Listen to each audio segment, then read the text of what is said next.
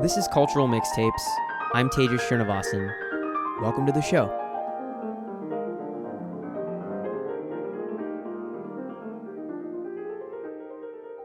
On today's episode, we have playwright, screenwriter, and professor Zayd Ayers Dohrn.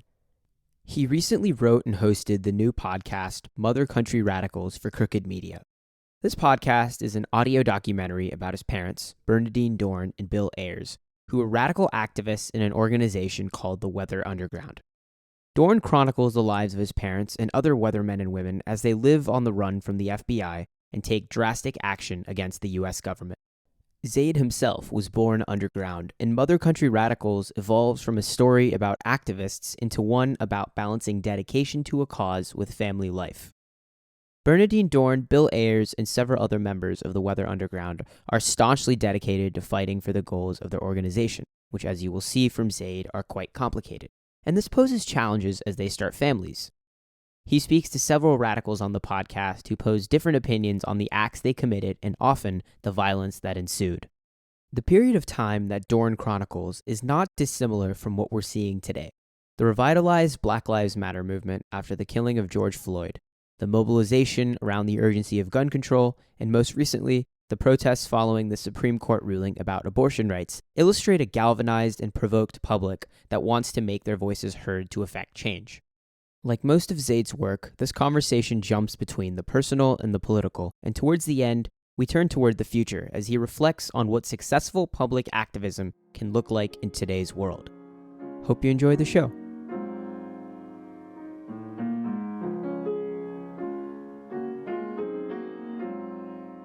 Zayd Ayers Dohrn, thank you so much for being here. Welcome to the show. Thanks for having me. Your podcast with Crooked Media, Mother Country Radicals, is a narrative documentary about an organization called the Weather Underground, which your parents were part of, Bernadine Dohrn and Bill Ayers. They were revolutionary activists who fought against the United States government for several years. They fought alongside several groups, including the Black Panthers, amongst a number of organizations. And what is quite fascinating is the vast number of causes and institutions your parents fought for and against. So I want to start off by seeing if you could distill the goals of the Weather Underground organization that your parents dedicated their lives to. How would you do it? I would say that there were two main goals. And as you say, that it's more complicated than that. And there were kind of certain objectives along the way. But I would say the organization was founded first and foremost in opposition to the Vietnam War. It was a splinter faction coming out of SDS, Students for a Democratic Society, which was the largest anti-war student group in the country at that time. And my mom was its leader, its national secretary. And the Weathermen were kind of a radical offshoot of that group. So the Vietnam War was defining for that generation of young activists. The other thing was the civil rights movement, but more specifically, the kind of radical Black liberation cause. And so, as you said, they worked closely with members of the Black Panther Party, later the Black Liberation Army.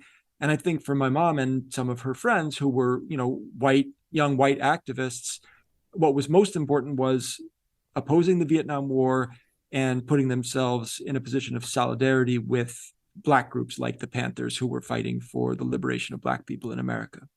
You talk about in the podcast early how your mother protested with Martin Luther King during the Civil Rights Movement. She met Muhammad Ali. And what fascinates me is that several of the Weather Underground members were protesting in student organizations, as you said, but they sort of diverged from the, principles of Martin Luther King and that side of the Civil Rights Movement preaching nonviolence. What do you think caused that to happen? Well, again, it's a complicated question with a complicated answer. I think it depends how you define Martin Luther King's principles. I mean, I think in certain ways, the sort of nonviolent Dr. King has been sort of become a caricature in American history. And there were certain, he was much more radical in some ways than we remember him. But you're right that in certain ways, the Weathermen, but also the Panthers, charted a course that was towards more radical, more extreme, and sometimes violent action. I think the reasons for that were manifold. One big thing, though, is that the civil rights movement, the peaceful civil rights movement that we remember from documentaries and from, Martin Luther King Day assemblies and stuff, was met by the U.S. government and by racist groups in America with increasing levels of violence. So Dr. King, of course, famously was met with violence at Selma and at various demonstrations, met by violent white protesters. But it got worse than that. He was, of course, assassinated by a white nationalist vigilante. And then other members, other successors in the Black leaders like Malcolm X, like Fred Hampton, like Medgar Evers, were also assassinated. And so what happened, I think, is you had this kind of mass movement that had tried for many, many years to do nonviolent marches, voter registration drives, direct action, sit-ins, all these kinds of things we think of as the peaceful, nonviolent civil rights movement. And they were met with violence, and in some cases, many cases, were killed for those actions. So you had a section of the movement that decided, if the state is going to be violent towards us, if police are going to assassinate Fred Hampton in his bed, we have to get more violent. We have to, fight fire with fire.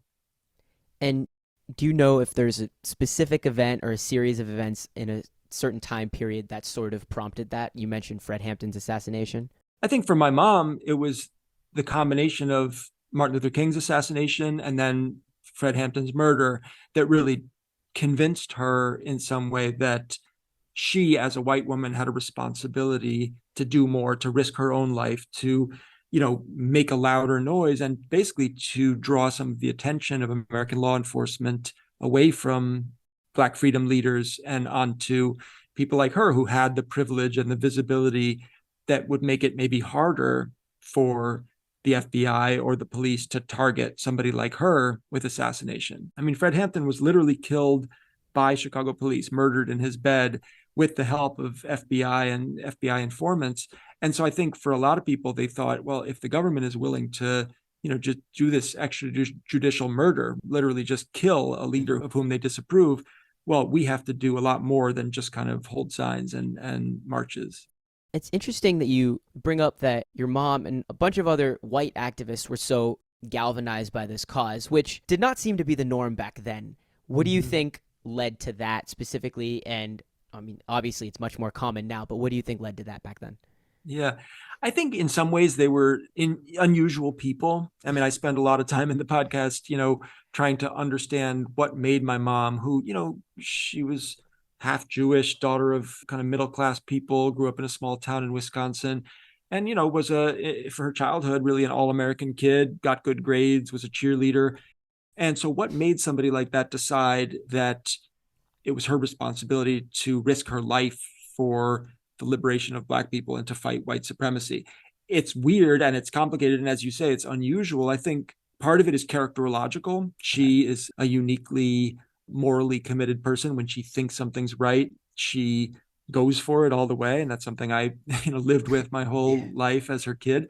So in that sense, there were probably others at the time who could see that white supremacy and racism were big problems, but who weren't willing to risk their lives on that altar. So she was a unique person in that way. But I would also say it was a time like today when white people who maybe hadn't noticed what was going on around them before were looking around and saying, this is worse than I thought. Martin Luther King Jr. seemed like he was trying to do the right thing, and then he was killed. So what's going on in this country? So I think it woke a lot of people up, just like George Floyd's murder woke people up in our own time. Yeah. One of the biggest costs that you talk about in the podcast is obviously family. And you talk to your friends who are also children of weathermen and women. First, for you, what was it like growing up on the run from the FBI as the son of weathermen?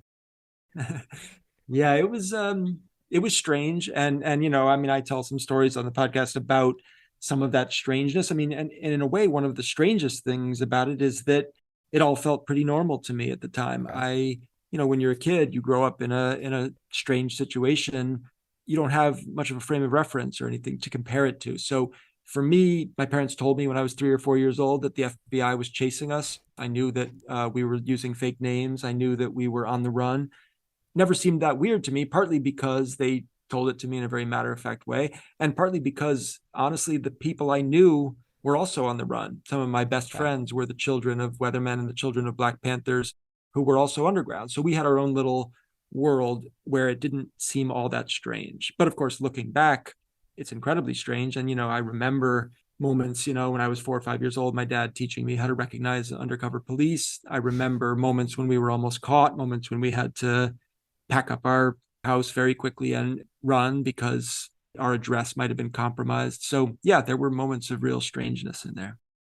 In terms of looking back, obviously a moment where your parents were kind of pushed back into the spotlight was during the 2008 campaign when Barack Obama was criticized by both Sarah Palin and Hillary Clinton because of his association with your parents. First of all, how did Obama cross paths with your parents? And second, what was it like being thrust back into the media in your childhood, essentially revisited?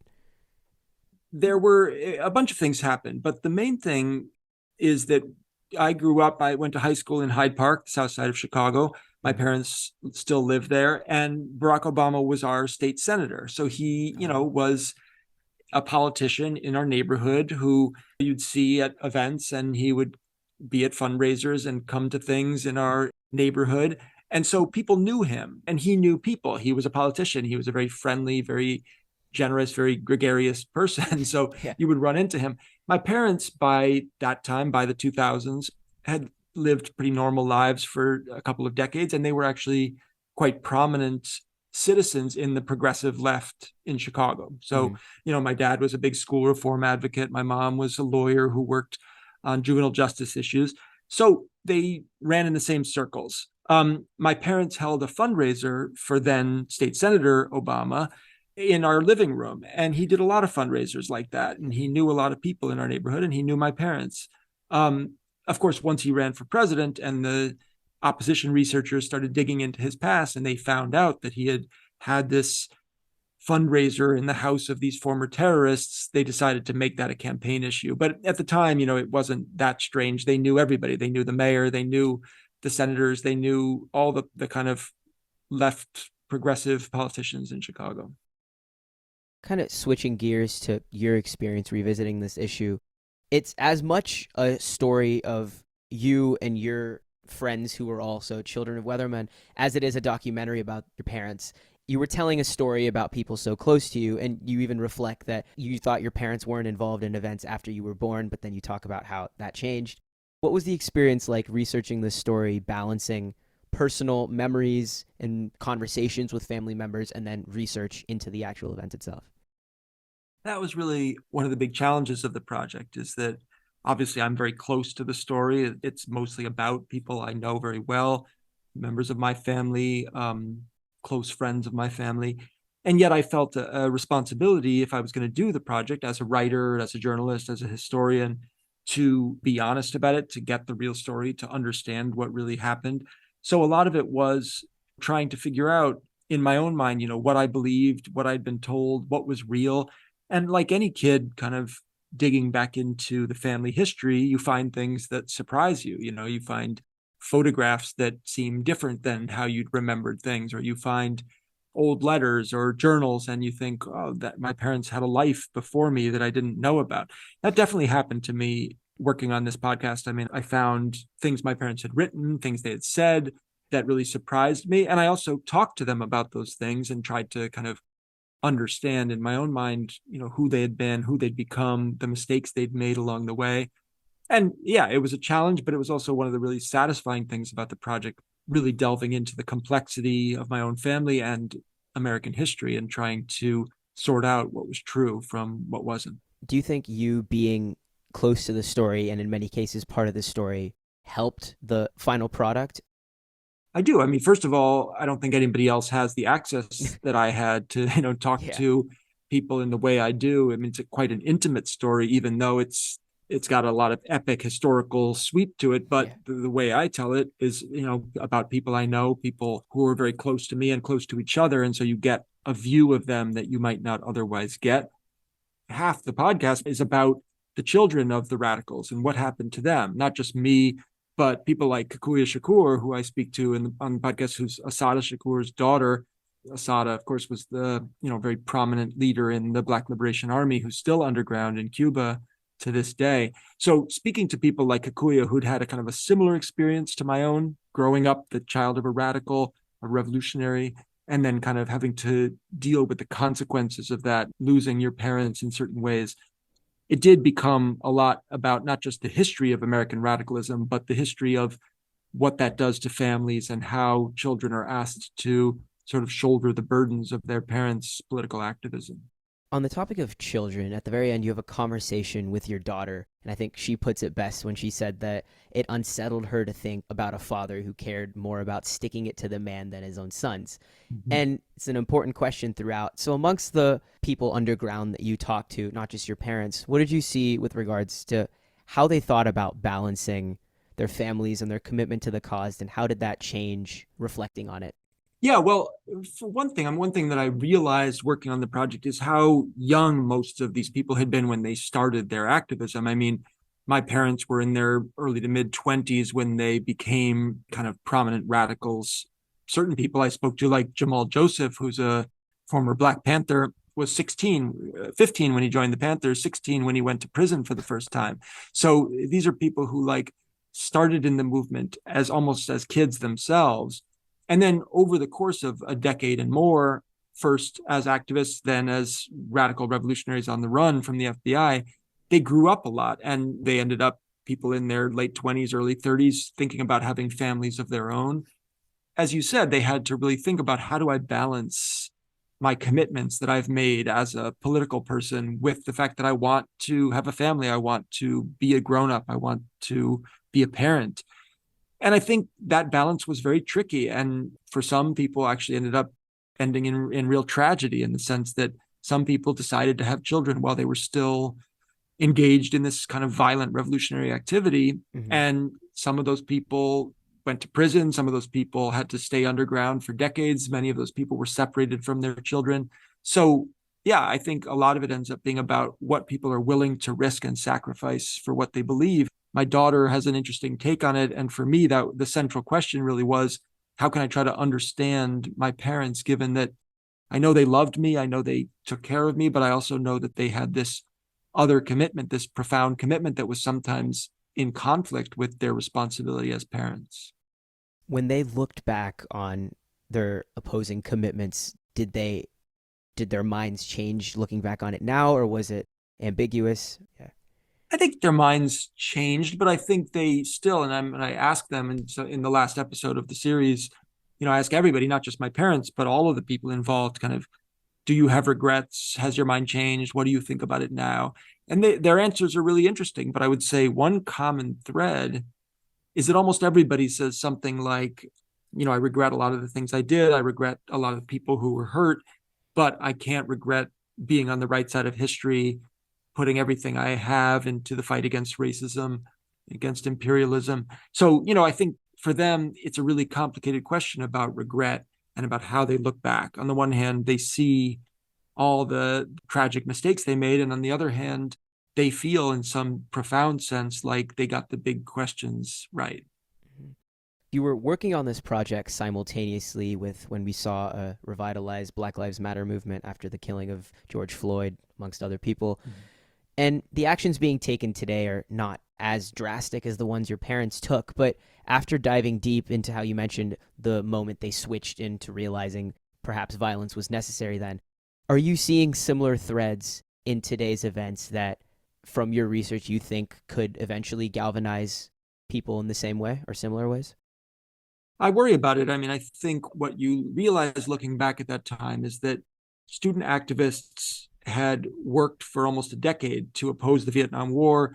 Civil rights activists had worked for decades and more centuries to try to achieve some liberation for their people.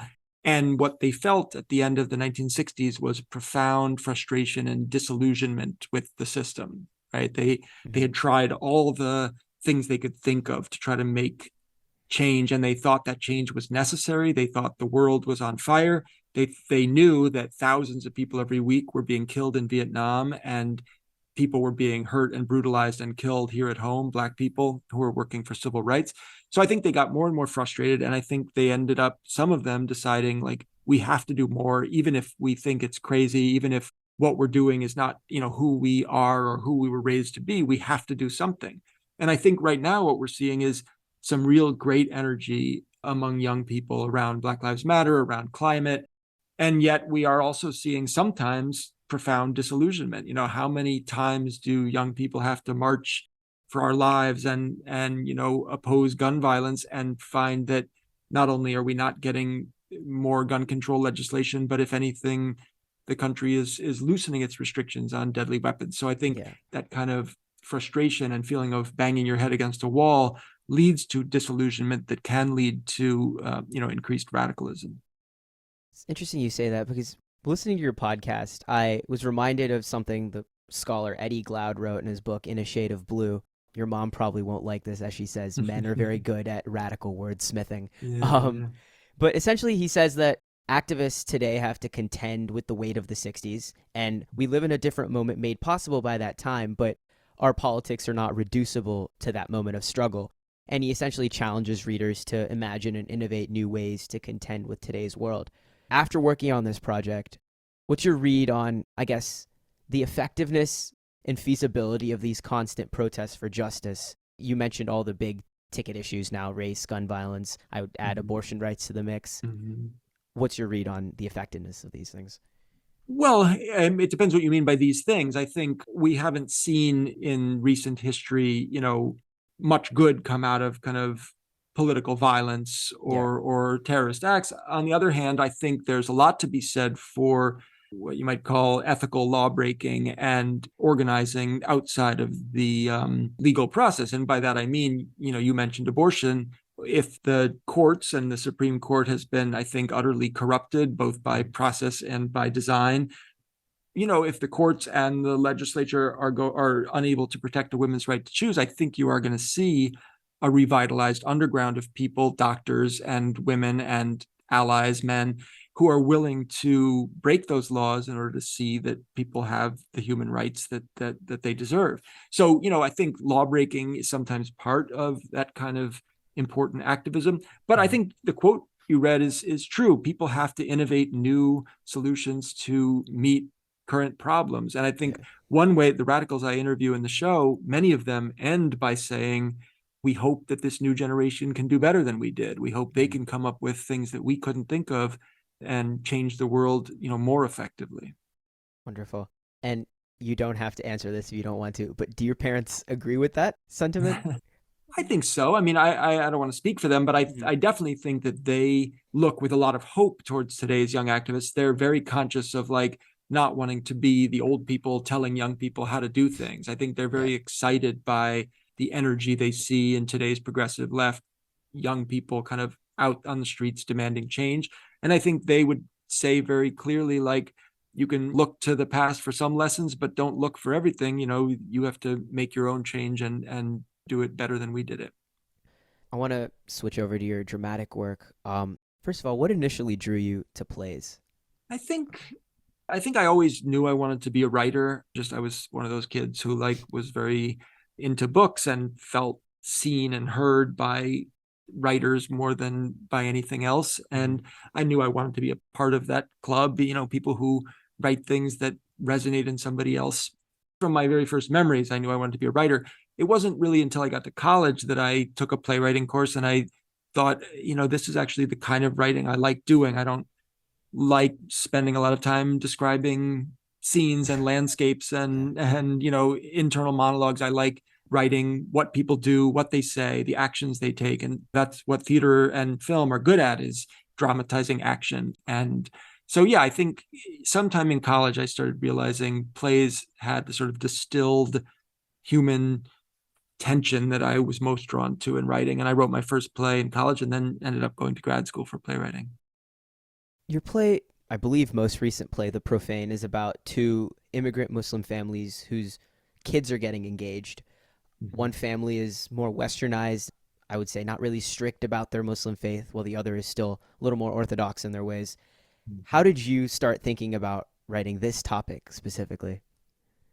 I think it came, like most of my work, out of a sort of a collision between something I was seeing in my personal life or something I felt very close to personally, and then something I was seeing in the wider culture. It's always interesting to me where the personal and the political kind of collide, and most of my work comes out of that collision. So that play, it came out of people I knew in my own life and close to me who were kind of wrestling with these issues. And it wasn't just one family, it was several different people I knew who were wrestling with the fact that a generation of kind of somewhat progressive, somewhat secular people had had children who, as they grew up, embraced religion in a more kind of fundamental way. And I found that tension really interesting. And I thought we were also in a moment. I mean, I wrote that play in, I forget, 2008, 2009, something Oh, like wow. that. And I was thinking about how kind of religious fundamentalism is defining so much of our culture and the kind of clash between religious fundamentalism and secularism. And I just thought it'd be interesting because, you hear all these stories about parents who are conservative and then their kids rebel and are more secular. But actually, I was seeing sometimes the opposite. And I thought that would be an interesting thing to dramatize. And you capture such a nuanced experience of immigrant families. Did you look anywhere for inspiration besides your own experiences and people you were talking to? Yeah, I mean, I did. First of all, I personally there were some families that are very close to my family that were going through some of these issues, and I knew them pretty well. I'd grown up with some of them, so I felt like I could get inside their heads or write versions of them. And then there were also, yeah, I did some research, talked to some people who had grown up in cultures that were different from mine, and tried to think through like what was the version I could write, who were the people I know. As a playwright, the only way to write characters is to find versions that kind of exist in you that you feel like you can channel in some way. So for me, it was partly a matter of people I'd grown up with, people I knew, and partly a matter of like what were the parts of them that echoed in my own family, that echoed in families I'd grown up in, and figuring out how to write it that way. And when you're writing this play or other plays and you're thinking about specific characters and how to embody them, are you writing for a specific person in your mind, or is it more like a novel where you're kind of trying to create a world within which these people live? I think it's a weird, one of those weird, hard to describe things, the way you channel something when you're writing. I mean, for me, I've always been somebody who kind of heard things or could kind of, when I imagine conversations, they feel very vivid to me. And when I get in the right frame of mind, I feel like I'm really listening to conversations between people I've invented. It's a kind of an artistic schizophrenia that you feel. It starts to feel like the characters tell you what they're going to say and you don't tell them. That's when it's working well. I mean, like any writer, I have times when I stare at a blank page and nothing happens. But when it's working well, it's a feeling of you create these characters who feel like versions of people you know or versions of people you can imagine. And then they start talking in your head and you write it down. And when it's going really well, it feels like transcription. It feels like you're just kind of writing it down as they say it. Have you ever stepped across the line to acting or no? Only accidentally and unwillingly. I mean, I've been in a couple plays of friends of mine and teachers. When I was at the Juilliard School as a grad student, my teacher Marcia Norman cast me in a play of hers at the Kennedy Center. So that was a kind of the biggest play I ever did, Oh, but it was by accident. I don't consider myself an okay. actor in any way. And then last question relating to your podcast. There have been lots of fiction about the time your parents were active in the underground. There's the Robert Redford film, The Company You Keep, and then the recent Sorkin film with the Trial of the Chicago Seven, which kind of talks around them but focuses on Abby Hoffman and Tom Hayden. Yeah. And your podcast seems to, for me personally, it seems to be much more provocative and compelling. As someone who does both fiction with your plays and obviously now this nonfiction work, would you ever explore writing fiction about this time or no? Yeah, I'm actually working on an Oh, adaptation of Mother Country Radicals that would be for the screen, like a oh, scripted version. But I thought it was important to do this version first because, partly for me it's research. It's a way of kind of making sure I fully understand the world I grew up in, and also having the kind of material to draw on. Once you start fictionalizing something or kind of dramatizing it, you want to really feel like you know that world. So yeah, I'm excited about the idea of a scripted adaptation, but I thought the documentary nonfiction version was important to get out into the world first. wonderful. And then lastly, same question throughout. What have you been reading, watching, and listening to lately that you've been excited about? There's so many things, so many good things out there. I've been loving the show Atlanta on Ooh, TV. podcasts, I've been listening to a show called Wild Boys that I like quite a bit, a show called In the Dark, kind of an investigative journalism podcast that I love. I read a book called The Topeka School that I loved. I've been reading some old stuff, some Charles Dickens and Jane Austen. Ooh, A lot of things out there that are really exciting that people are making. wonderful. I believe that is all. So thank you so much for being here. Thank you. It's great to talk to you.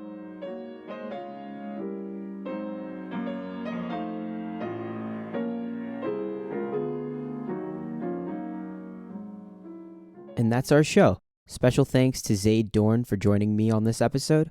To listen to Mother Country Radicals and see a list of his recommendations, visit the show notes.